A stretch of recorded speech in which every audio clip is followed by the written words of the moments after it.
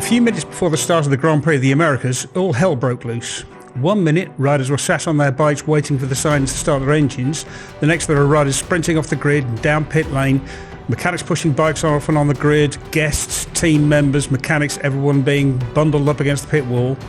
The MotoGP grid went from order to chaos in a matter of seconds. On their way to the grid on the sighting lap, the riders had found a track that was still wet from the rain during the Moto2 race. They had their bikes set up for a damp race with wet tyres and a softer rain setting. But as the minutes ticked away down to the race start, the temperature rose quickly and they could see the uphill turn 1 start to dry out. It was pretty clear that the rain tyres were the wrong choice, but it was getting too close to the 3-minute board to swap tyres. Once the 3-minute board is shown, teams aren't allowed to change from wets to slicks anymore. But Marc Marquez had a plan. "I really know the rules and how to do it and how to be on the limit all the time," he told MotoGP.com.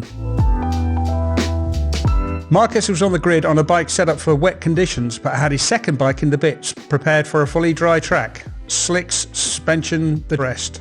He thought that he could run back to the pits with just a couple of minutes to go, jump onto his dry bike and start the race from the back of the grid. His reasoning was simple. Either he could cause 10 riders to follow him and force a race restart according to the rules, or if he couldn't force a restart, then he would be starting from the back of the grid on slicks in tricky conditions against a bunch of riders on the wrong tyres. They would have to come in to change the slicks, and he would only have a handful of riders to beat. Most importantly of all, Pecco Bagnaia and Alex Marquez, his main rivals for the title, would be stuck on wets while he was on slicks.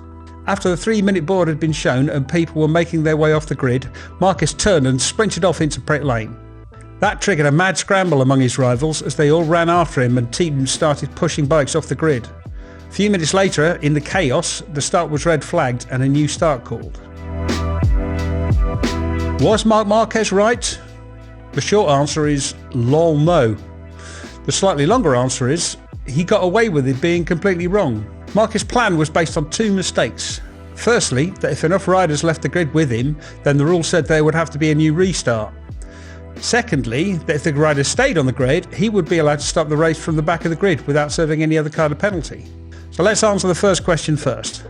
Marc Marquez is wrong about the rules here. The rules don't say anything about the number of riders leaving the grid. What the rules say is that when there are more than 10 riders have to start from pit lane, the start will be delayed.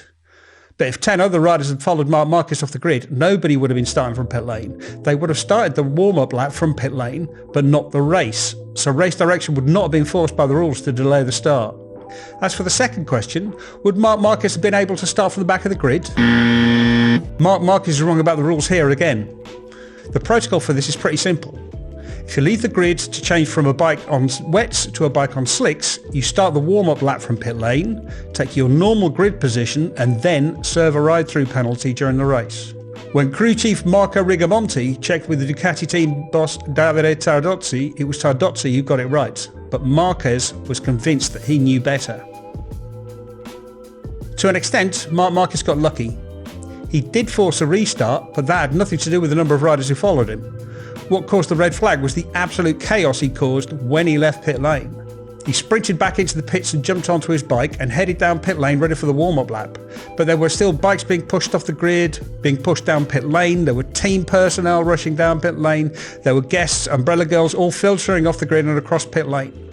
Security staff were bundling people off pit lane and onto an already crowded pit lane wall. The situation in pit lane had become incredibly dangerous. If the start hadn't been delayed, there was a serious risk of someone being injured. Pit lane is a dangerous enough place as it is, and this kind of chaos could have ended really badly. Race direction did the right thing to red flag the start and try again.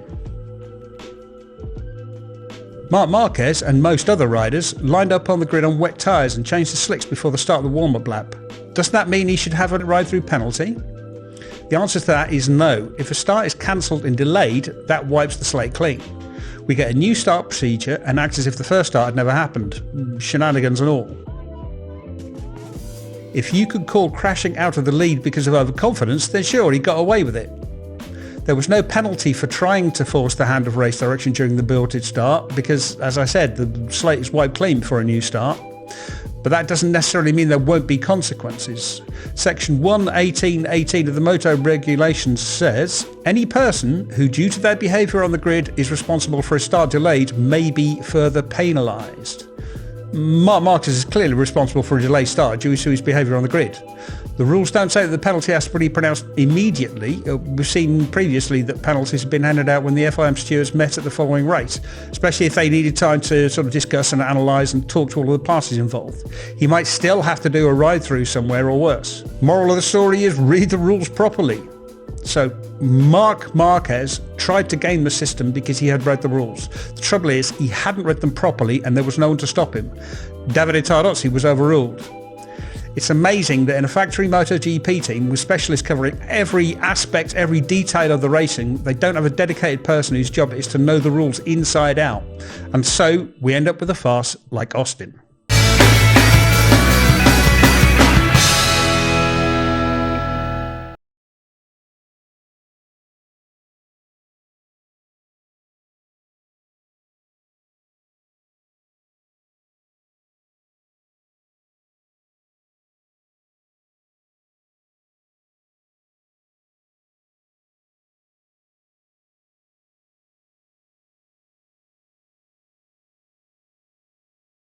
Brest.